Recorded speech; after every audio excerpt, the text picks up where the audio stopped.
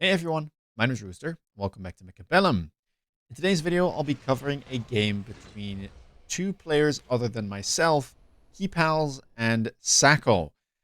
This game is quite special, and it is something that I haven't seen too many times, especially when the game goes for as long as this one. So, yeah, stay tuned.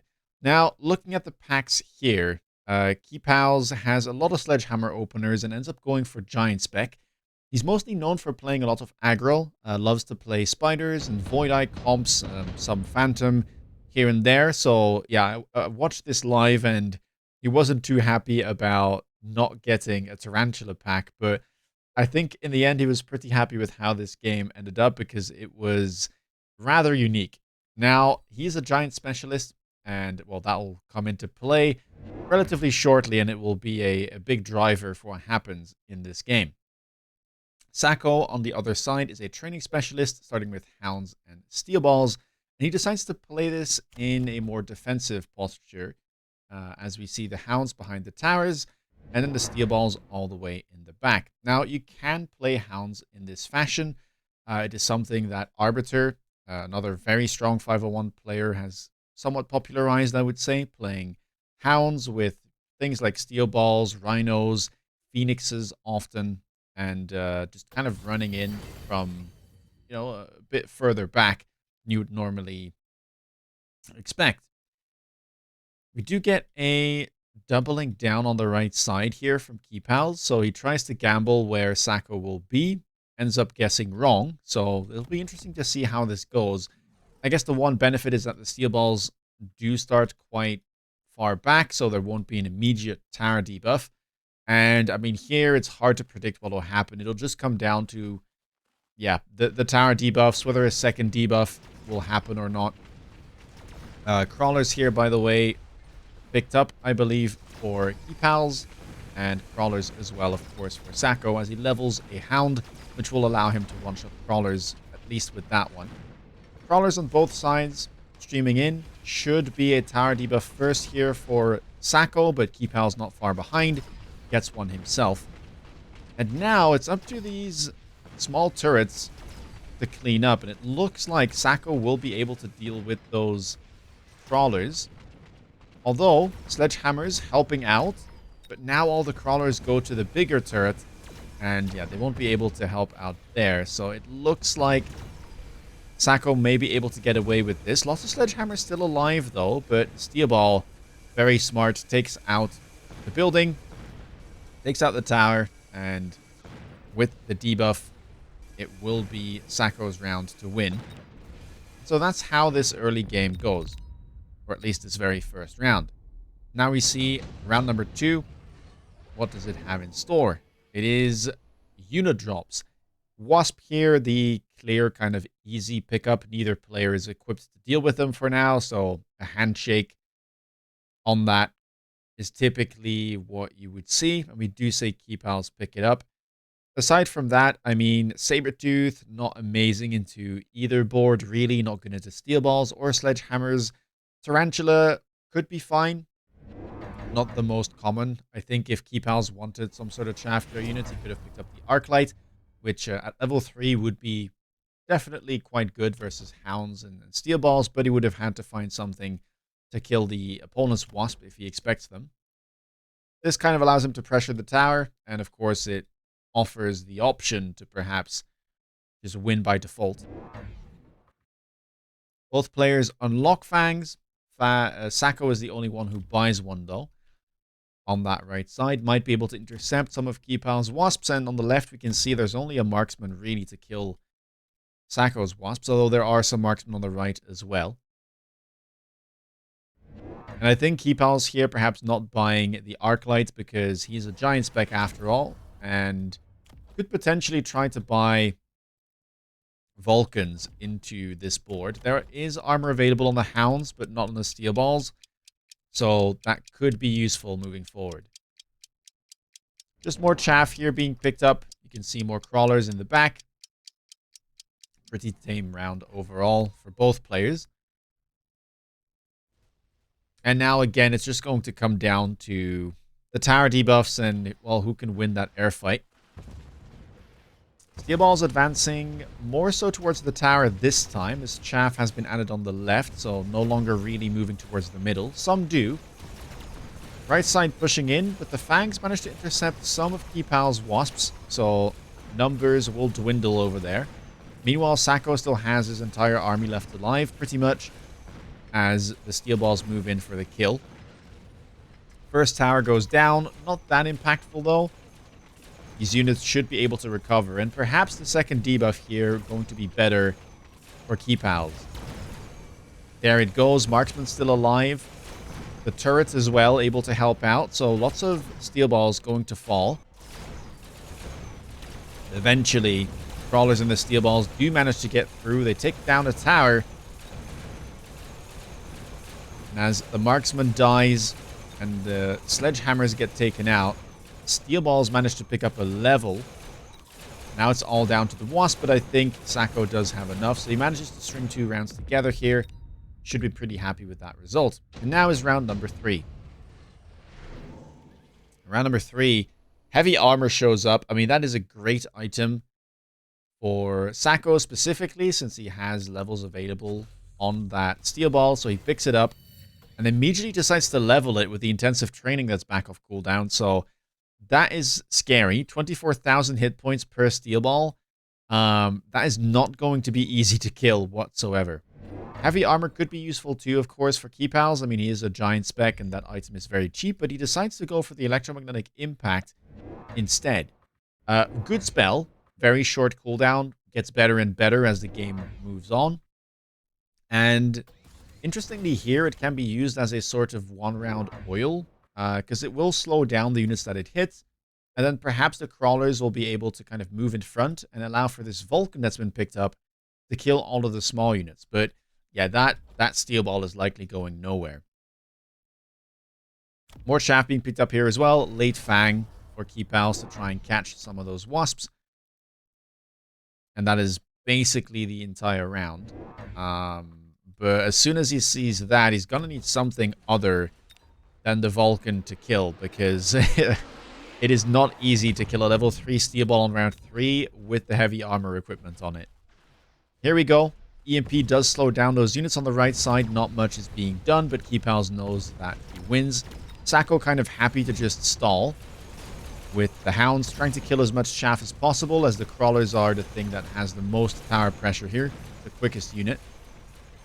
Left side, Vulcan doing well, managed to kill a good amount of chaff, but eventually will get stuck on that level 3 Steel Ball, and yeah, it will go down to them as expected. Still, a big army is left on the right side. There is a level 2 Marksman in there. A well-timed debuff could allow this to clear most of the Steel Balls, although the Wasps also have something to say about it, and for now are tanking some of the shots from that Marksman during the debuff. Eventually, though, Marksman will lock on. Perhaps the Sledgehammers can save them. Looks like that will be the case, but Wasps butting in, and awfully close round, but it looks like, again, it will be a round for Sacco, but very, very little damage being dealt, so nothing much to be afraid of. But yeah, the main problem to solve is definitely going to be that Steel Ball. There we go. Enter round number 4. Kind of end of the early game here. Some very good items being offered. We have Laser Sight, we have Steel Ball Production Line, Improved Firepower Control System. Laser Sight going to get picked up for Sacco. Throws that on his Wasp and levels it immediately. And Keepals opts to go for the Steel Ball Production item, which is definitely the best one long term. And I can understand that he goes for it since he's a giant specialist. Now, he decides to go for a Vulcan here on the right side. It is the correct play to put a giant on his strong side, since over here it's unlikely to die, and so it will likely keep spawning more and more units, as opposed to if it were on the left side, where it would likely go down quickly and then stop getting value from the item, right? You do get a deep flank, which pulls away a lot of the chaff, and this time around the Steel Balls are not slowed down. I will say here I would have likely gone Raiden myself, because the right side was already winning quite convincingly, so I don't think the Vulcan was necessary. And a Raiden could have likely gotten a round scam, since the anti-air here is not the best for Sacco. Keep in mind, Keepals is a giant spec, so he would have been able to just unlock that for free. And I think it would have gotten more value. The air unit also just less likely to get taken down in this situation, so it survives for longer, so it spawns more steel balls. And this is a lovely item, by the way, because the spawned steel balls may be able to take down these big steel balls, at least until Keepals manages to find a good solution to it. Great debuff there. Allows for a few of those steel balls to go down, but, I mean, they are something else. I mean, look at how little damage they are taking, even with their health bar being nearly depleted. Eventually, they will go down, but the wasps are helping out tremendously. Look at that, 61,000 damage. And again, it will be Sacco dealing a couple hundred damage as we enter the mid-game. This is where things get serious. We have an efficient giant manufacturing that gets picked up for Keepals. We have a super supply enhancement on offer as well. Keepals, of course, does pick that up. And Sacco opts to go for the super supply enhancement. A little later than you would usually see, but round 5 still fine, especially when you're this healthy. Sacco sitting at 5,000 hit points. And now more Vulcans are getting picked up. So Keepals here just kind of trying to deal with that flank by putting a Vulcan there, which I do understand. I think, again, a Raiden here could have been nice. Although at this point, intensive training being used on the Wasp means that there's a level 4 Wasp with a laser sight involved. That is some pretty serious anti-air. And, I mean, he's not taking too much damage, so building more Vulcans could work as well. Might allow him to have, you know, the Chafnir situation dealt with before he gets into anything else. Vulcan Overlord also could be an option. As we see another flank come in here on the right. Range is available now on the Hounds for Sacco. Range on the Vulcans for Keepals. But as you can see, it's mostly making it so that the Vulcans end up locking onto those big steel balls and unable to take them down. In the meantime, those Wasps are moving in as well and helping out tremendously. Left side tower again falling for Keepals. Right side still holding strong, but with the pull, not quite able to get a debuff quickly. And you can see here, the steel balls are moving over rapidly. Temp speed even picked up for Sacco as he really tries to keep tempo on his side and seems to be able to do that. Another round goes over to him, but again, not that many units survive. And so it's not a ton of damage here that Keepals will take. I mean, we're talking just over 200 damage. Round number 6, another efficient giant manufacturing shows up. A mass-produced sandworm as well. Would have been funny, as I believe those would have been 250 cost. But, I mean, a second efficient giant means that every single one of your giants now costs 300. And when the unlock cost on them is free, you can start doing some pretty funky stuff. EMP is back off cooldown, gets used again to try and slow down those units. And now Sacco tries to go for another play, as he does buy an armor unit, but decides to go for the Rhino there. Triple Rhino, one of them level 2, as he picked up a second intensive. And in the meantime, Keepals opting to go for a Raiden after all. Now, the problem with the Raiden at this point in the game is that it might not be strong enough to take down those steel balls. I mean, we're talking 35,000 hit points per steel ball. This Raiden only hits for 5k, so it needs to hit the whole pack. Or at least, well, it needs to hit 3 steel balls 7 times just to be able to take them out. And that still leaves the 4th one in the pack. So maybe something else is needed entirely. The Rhinos for now doing great. That spawn in on the flank, making sure the Vulcan cannot even deal with the Hounds. And left side tower is under a lot of pressure right now. Virtually the entire team is still alive for Sacco. Keepal's not really able to deal with the Wasps for the time being, and now he's got all kinds of problems. Not just the steel balls, but the Rhinos as well. Now, luckily for him, he is a giant spec, and his giants only cost 300. So at this point, he can kind of just throw, you know, anything at the wall and see what sticks. Melter here, perhaps the safest, as it would be quite good into the rhinos. Another option would be to try and pick up steel balls and range them, as there is that steel ball spawn item, of course, on the right side, and those steel balls would benefit from the tech as well.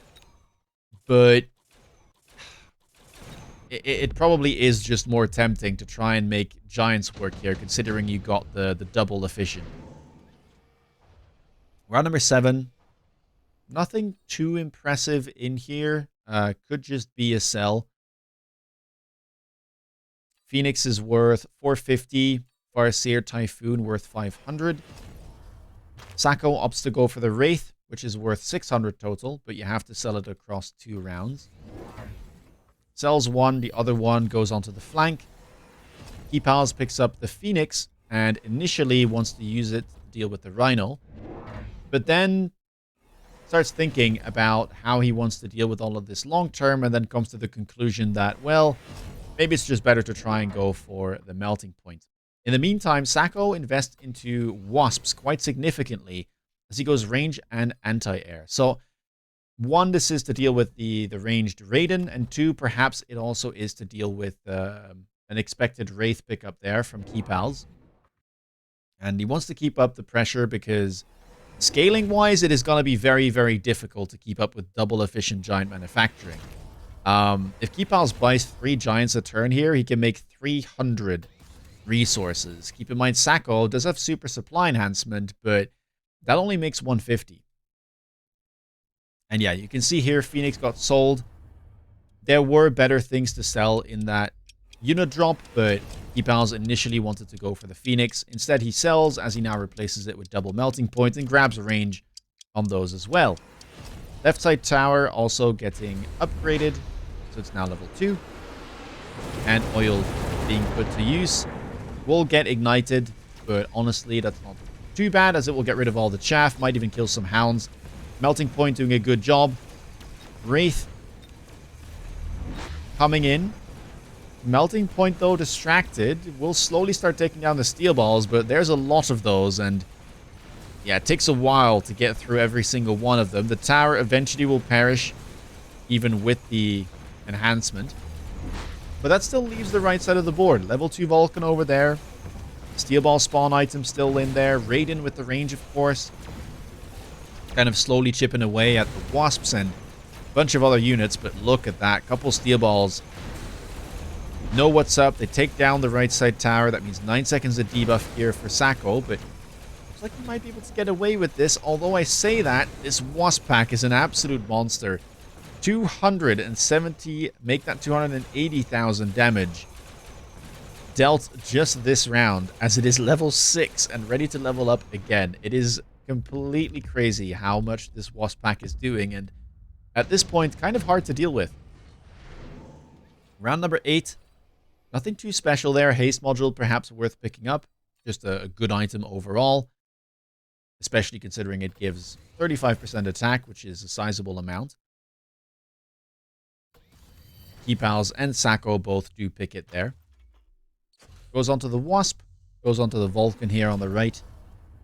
And now, I mean, Keepals can just keep buying more fortresses. Or more giants. Specifically, something like Fortress. Because Fortress AA is quite good into the Wasp. And again, the unlock is free. And the Fortresses only cost 300. They're also not that bad into Steel Balls. Definitely can help out clearing them. Perhaps even better than the melting points in this case. And I mean, just look at that, right? Triple deploy, fortresses in the middle and on the right. Ready to take down those Wasps. At this point, it is smart to add most of the units on the right side and kind of try to bolster his strong side rather than put everything on the left but risk losing it all to this big steel ball. Could be easier to try and go for a good tower timing debuff and kind of work together with all of the strong units over here. Raiden does pick up a level. Temp range has been clicked. Temp range, temp speed for Sacco, but neither of the players is loaning. And look at that. Vulcan doing a good job. Melting point locking on. Rhinos no longer really a threat, but it is all about those steel balls, which are now double teched. With not just range, but with absorption as well. So if they manage to lock onto the Melter, which they do, even if the Melter would lock on back to them, there is no way that the Melter would be able to take them out. So left side is completely collapsing, but still, right side needs to be dealt with. It also includes this Raiden and, well, these fortresses and the Vulcans. Steel balls, though, level 4 with the heavy armor. Ready to take another level, slowly creeping up in tankiness every single round. Fortress AA is doing a good job. Keep in mind, Fortress AA gifts all of the experience from the air units that got killed to the fortress, so tons and tons of levels here will be available. It looks like Sacco does win, but again, it's a small margin, right? Small units, no giants, and Key Pal's still in this, still fighting, with 1100 hit points to his name. Perhaps even 1200 if he round up. Round number 9, additional deployment slot shows up. It's very late to pick this, but Key Pals will go for it, as he will have a long way to go if he wants to mount a comeback. 5,000 hit points here. Sacco needs to try and close this out as soon as possible, because this gets out of control now. 4 giants here, perhaps, possibly, per turn. That is 400 resources profit for Key Pals, and yeah, look at that. 3 more fortresses picked up with range this time around. Should just help overwhelm the air, and fortresses with range not too bad into the steel balls here either. Makes more sense, I think, than something like a multi-melter, which could struggle against steel balls this big. Especially at level 1, they would not have the damage to take them out, and if they ever get locked onto, the absorption will just out-heal the damage from the melter. And yeah, I mean, that is the round. Oil does get used here for Sacco as he tries to burn as much chaff as possible from Key Pals.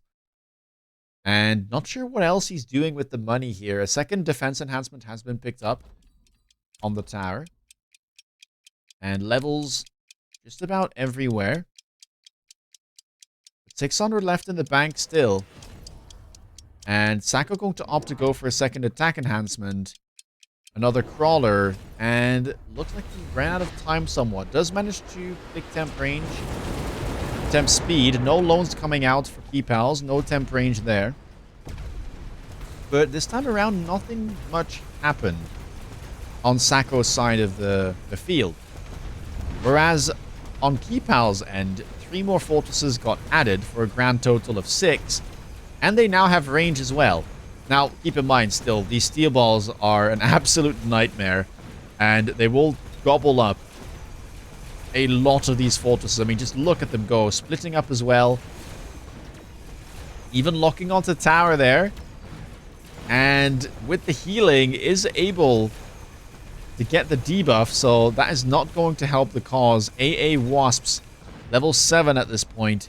Take down the Raiden, and again, it will be Sacco to take the round. I mean, can Key Pals ever stabilize this? He will still be alive, but now 600 hit points. It could be over any moment. Round number 10, and we see more unit reinforcements show up. Scorpion here could be a pickup just to try and lock onto those steel balls, but it would require some investment. Range definitely needed.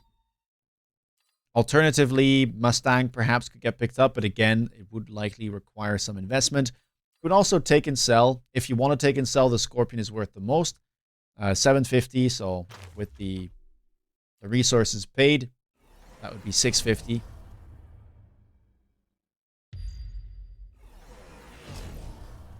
And the Key Pals will just pick up the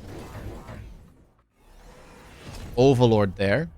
Slight miscalculation. Overlord is worth 750, but you had to pay 200, so that would mean 550 in profit.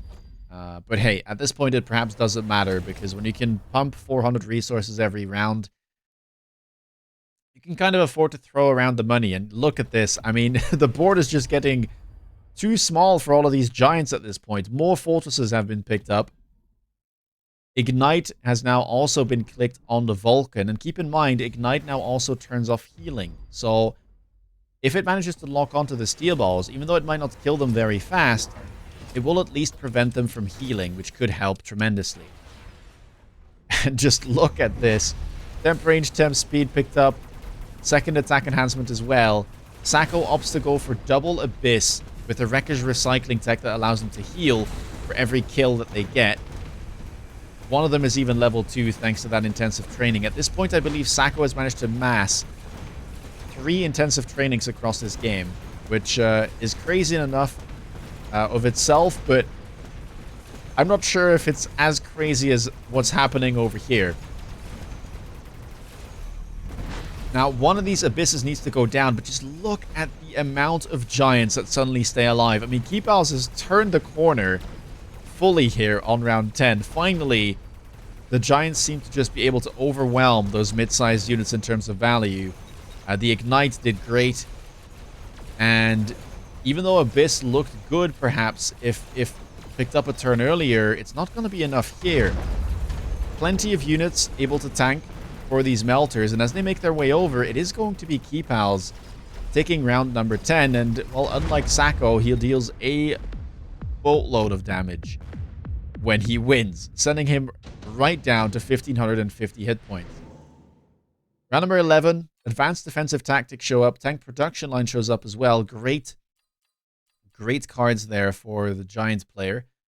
I mean, Advanced Defensive Tactics is just going to be such an incredible amount of hit points, considering how many Giants there are on the field.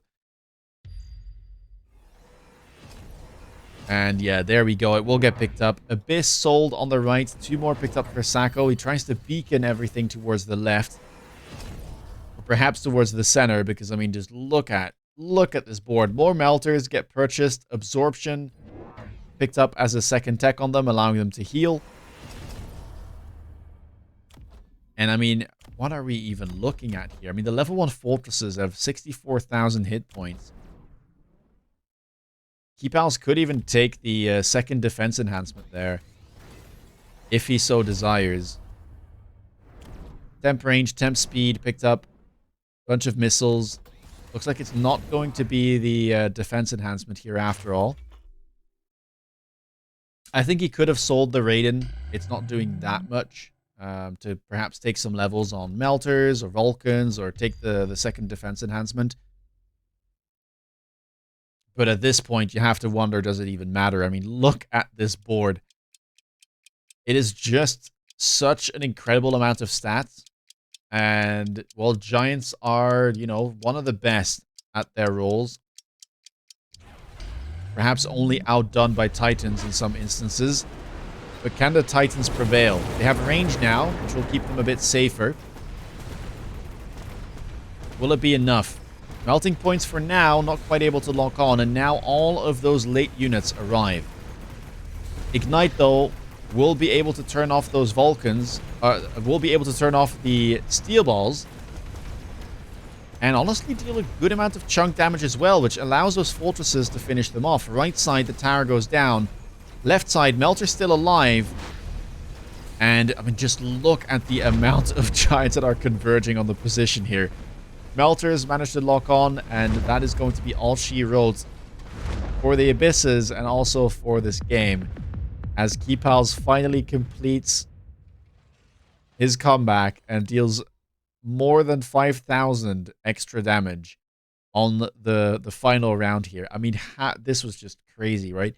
How many giants are we talking about? We've got 4, 8, 12, 16. Make that 19 giants in 11 rounds. I don't even want to know how much money Keepals made through the double efficient giant manufacturing and the giant specialist as well, of course, allowing for those free unlocks. But yeah, this is a giant specialist dream. Such an incredible amount of value.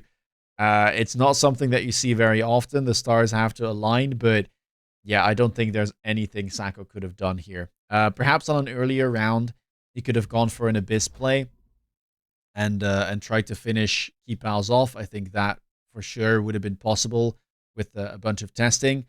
But yeah, once it goes this late, you simply cannot outdo the value of the giants with the mid-sized units.